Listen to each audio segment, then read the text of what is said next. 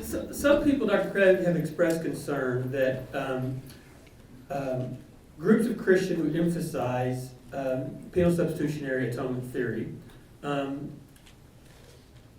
spend a lot of time talking about how Jesus' death on the cross can forgive us of the guilt of our sin, but doesn't say as much about how the other aspect of Jesus' life and the resurrection and being saved from the power of sin itself in my life as I'm a sinner.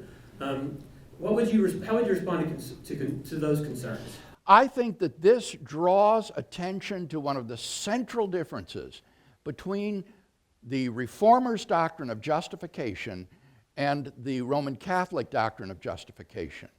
For the Reformers, justification is a forensic act. It is like a legal pardon from the governor or the president. A legal pardon cancels one's guilt and liability to punishment, but it does nothing to reform the character of the person pardoned.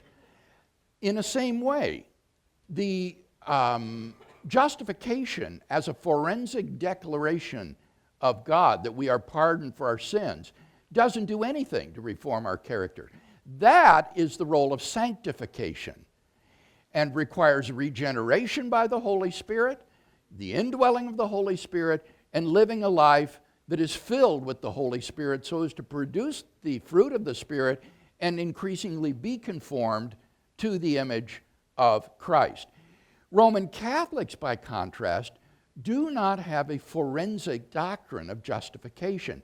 They think of justification as a kind of moral transformation or infusion of God's grace into the believer.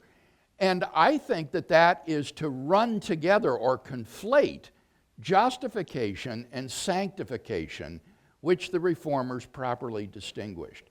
So this power over sin, the power to live the Christian life, that doesn't come through justification. That comes through sanctification and underlines the importance of the ministry of the Holy Spirit in our lives.